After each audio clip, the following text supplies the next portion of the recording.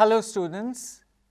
When we try to explore the history of medieval India, what appears as most striking is the advent of Islam during this time. Islam has subsequently woven its way into the fabric of Indian life, making itself indelible in the life of the Indian people. Let us therefore turn towards an assessment of some of the main features of Islamic thought in India.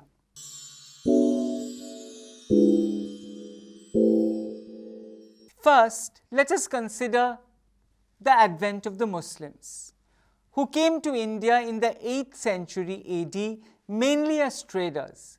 They took a great fascination for the social and cultural diversity of India at the time and decided to make India their home. Islam, as a cultural heritage and a way of life, has grown in response to its engagement with the dominant Indian tradition, that is Hinduism. Hinduism had always displayed a unique capacity to absorb and assimilate diverse foreign strands within its fold. The traders from Central and West Asia carried back with them traces of Indian science and culture. There was therefore a give and take.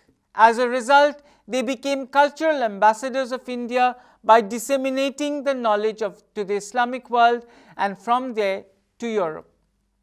The immigrant Muslims also entered into matrimonial alliances with the local people and learned to live together in harmony. There was thus mutual exchange of ideas and customs. And the Hindus and the Muslims definitely influenced each other. They influenced each other in dress, speech, manners, customs, and intellectual pursuits.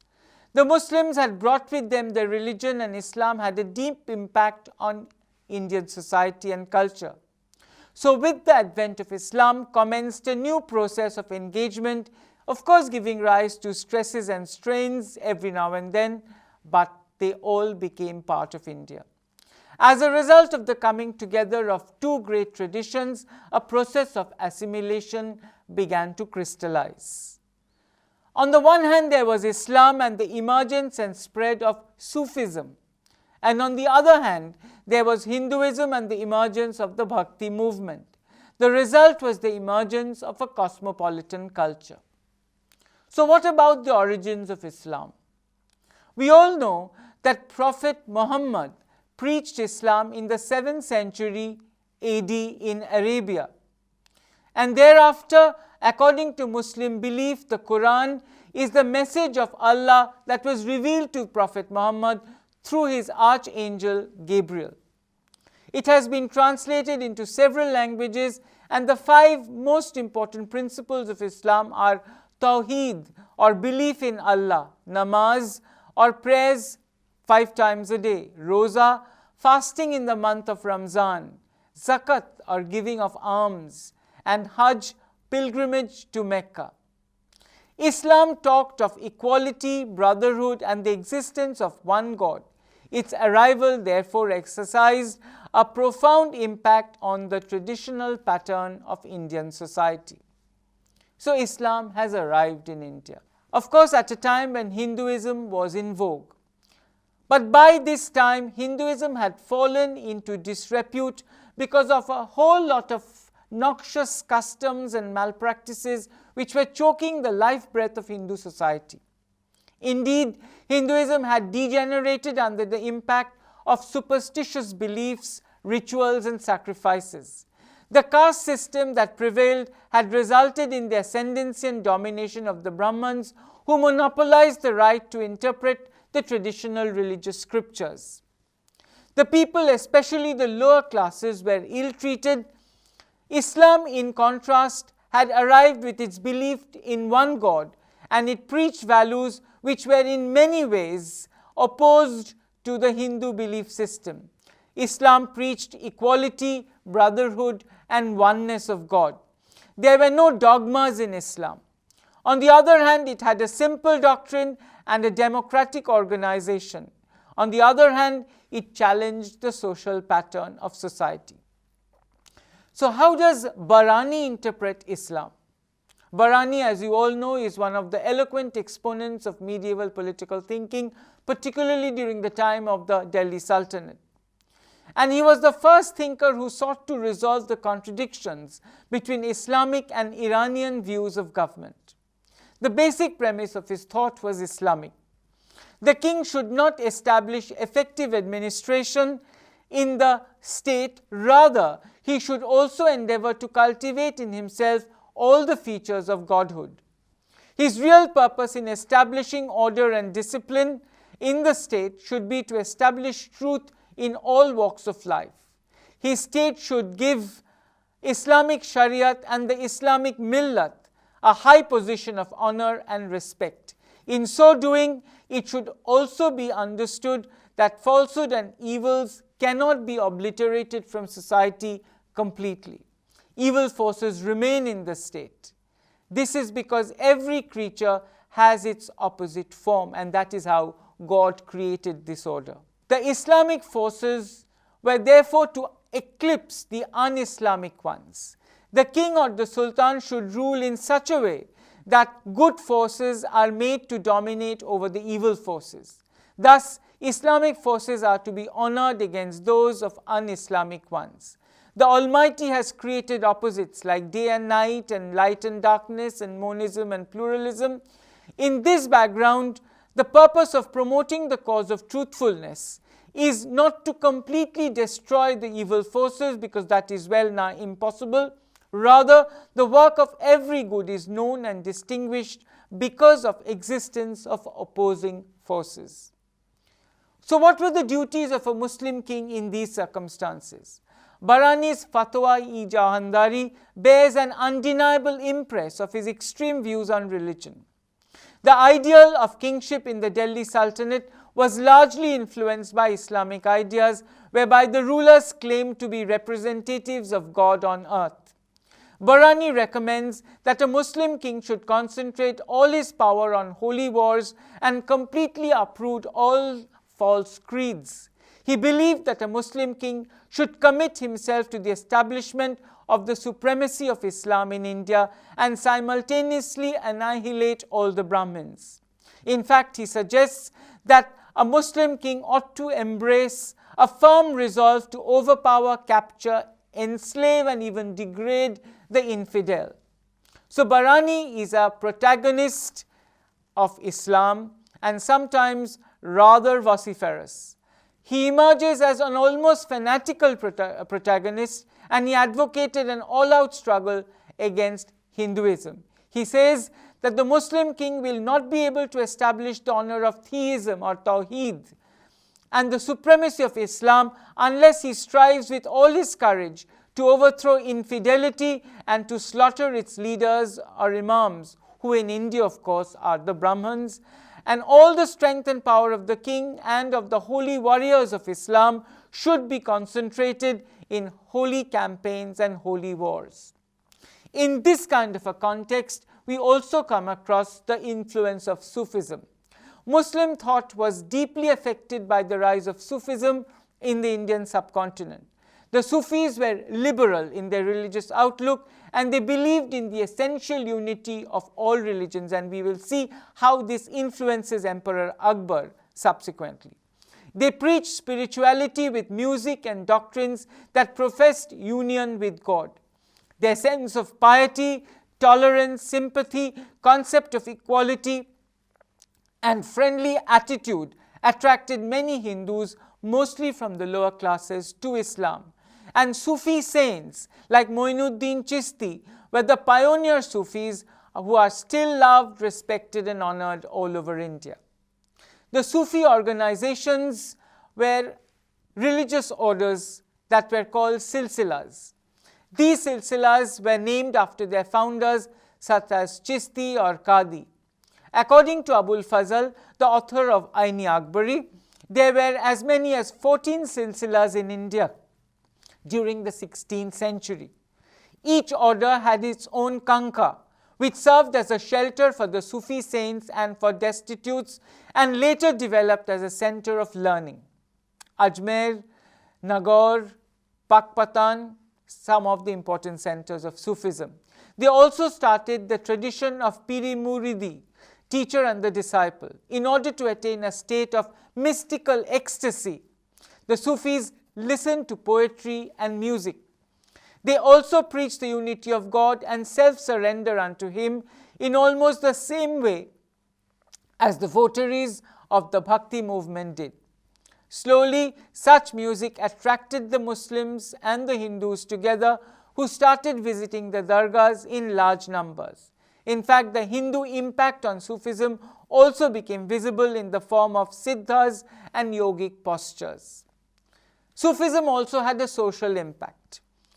They possessed a sort of soft power that permeated deep into the apolitical minds of the masses and dominated the moral, emotional and mental landscape of Indian society in general and Muslim society in particular.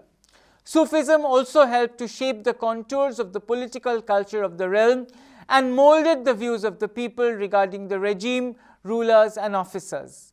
Sufi shrines became the focal points for people of the locality.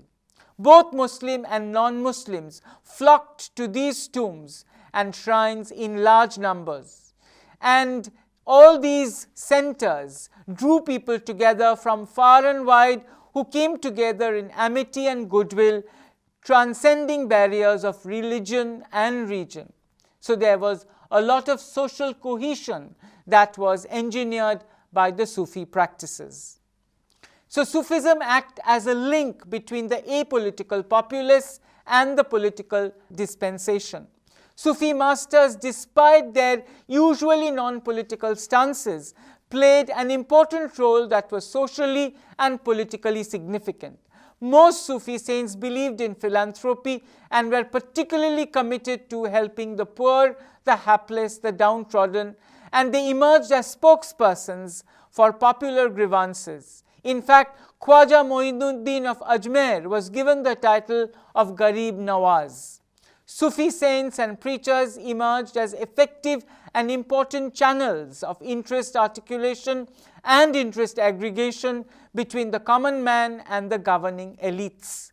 As a result, on several occasions, Sufi leadership paved the way to power, and the Sufi saints became the de facto political leaders. Sufism therefore aided the spread of Islam in India.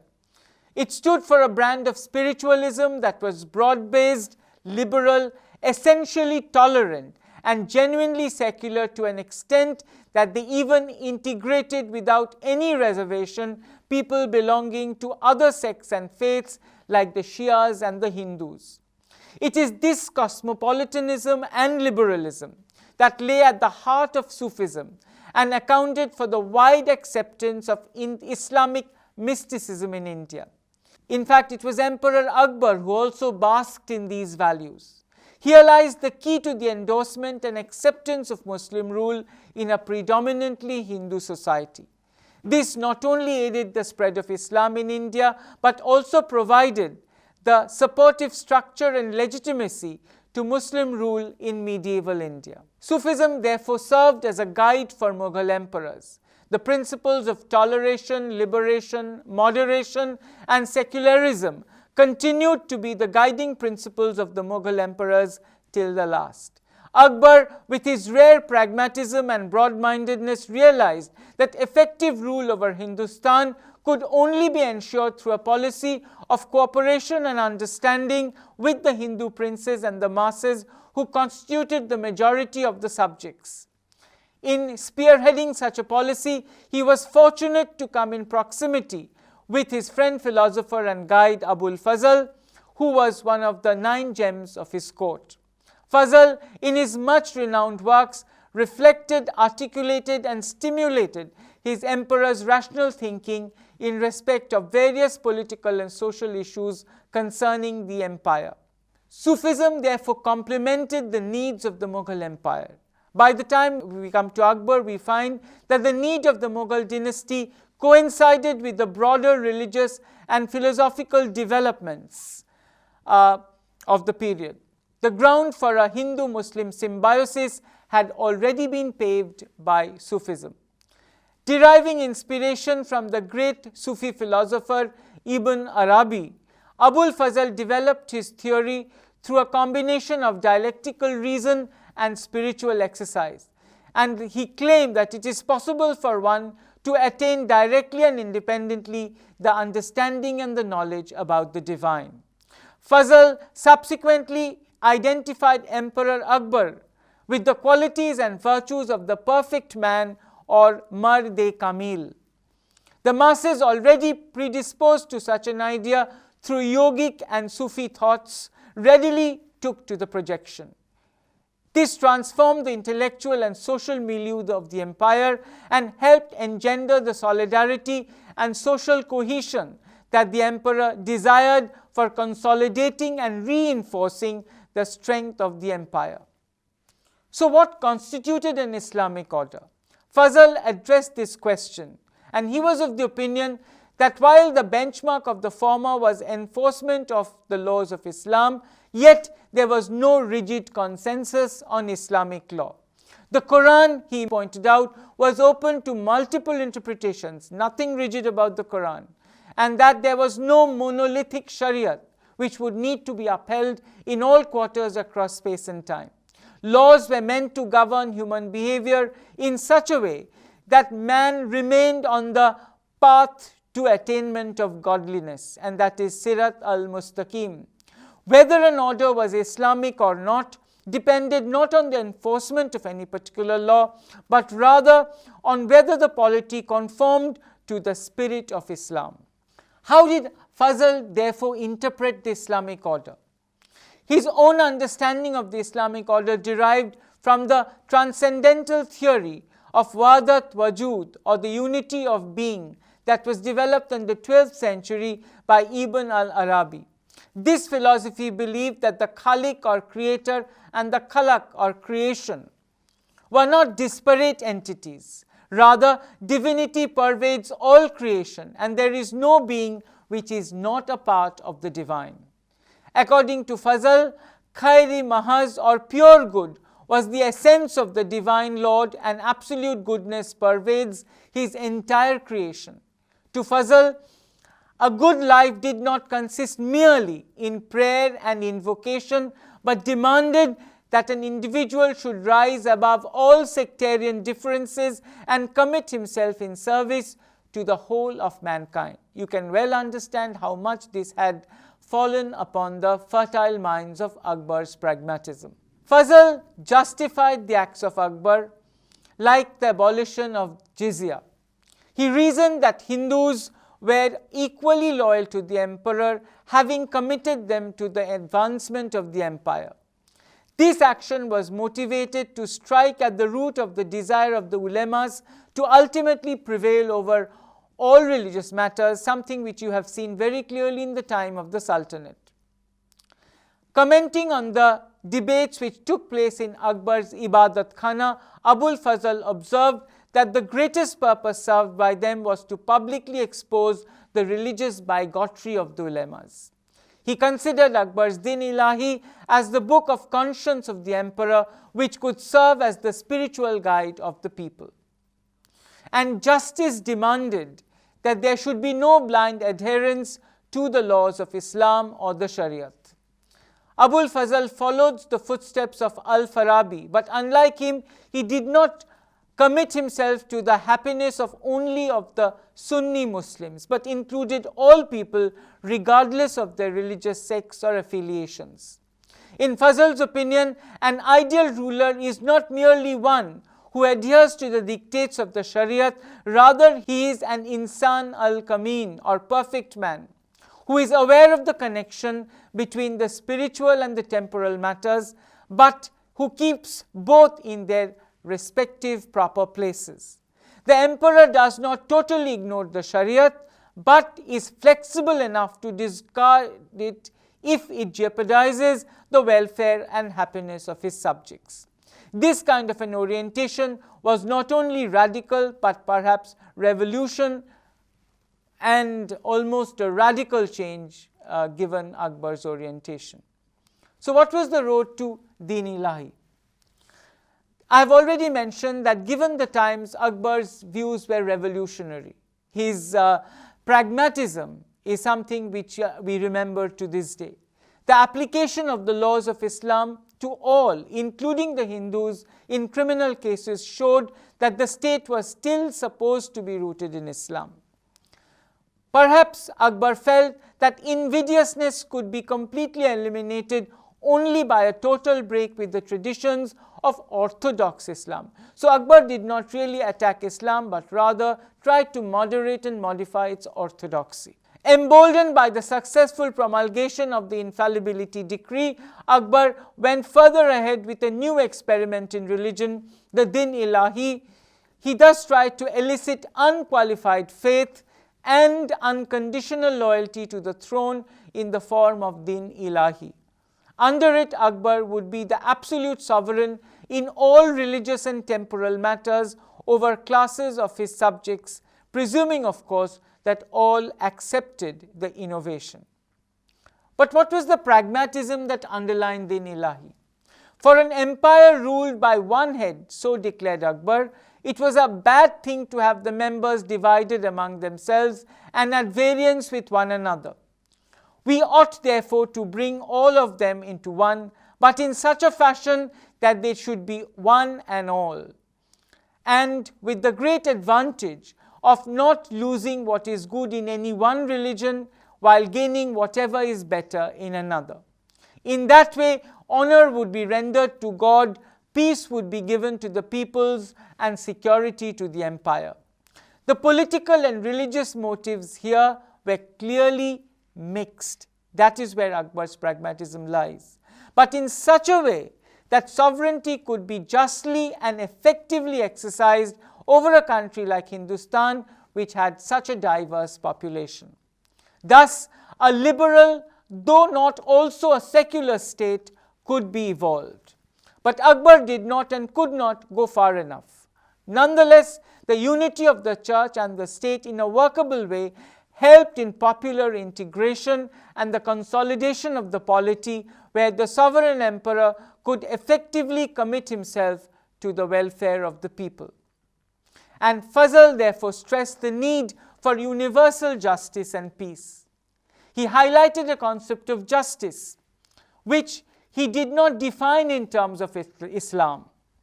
Following the paradigm of Akhlaq-i-Nasiri, he advocated the notion of universal justice. So Islam transcends its barriers. To Fazl, foresight, reason, and forbearance were the essential attributes of broad-based justice. Imbued with these qualities, the emperor could never fall victim to narrow personal considerations, nor would he discriminate between friends and strangers in matters of justice.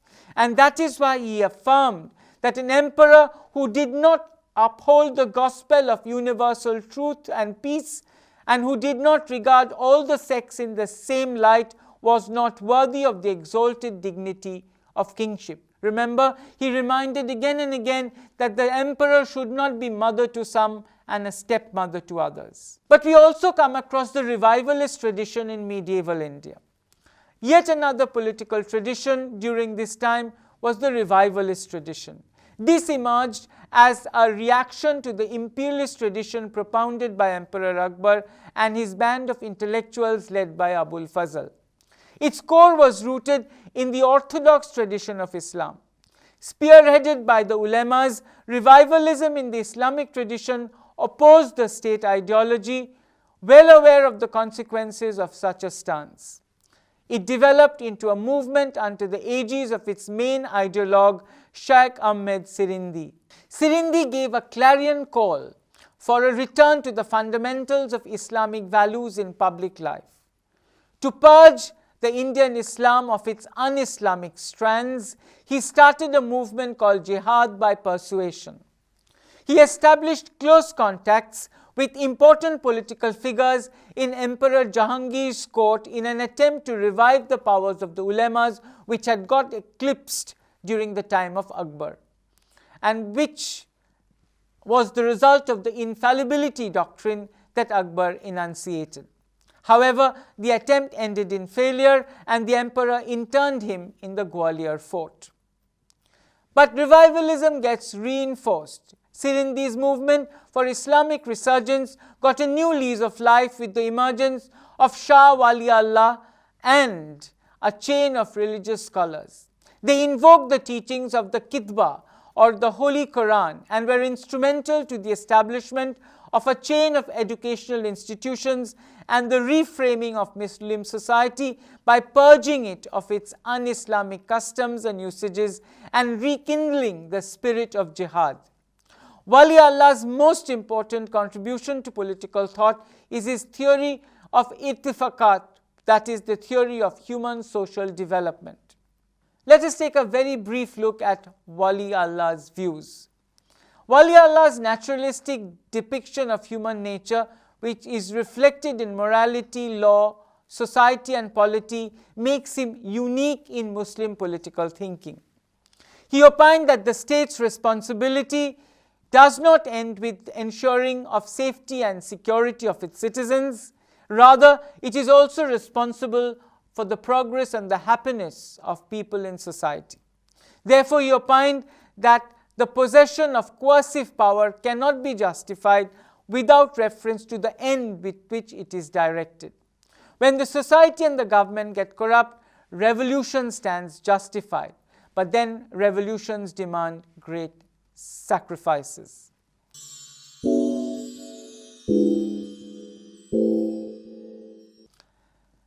So in conclusion, what I would like to highlight is that it is through several traditions, great and small, that Islam weaved into the cultural fabric of India. So Hinduism and Islam almost became the warp and the weft that wove itself into the lives of the people. And in the process, what was engendered was a new synchronized pattern as a result of their engagement with indigenous Indian traditions. Or at times, this engagement also manifested itself in endogenous changes in the tradition of Islam itself in an attempt to accommodate itself to an ever-changing reality that is India. Thank you.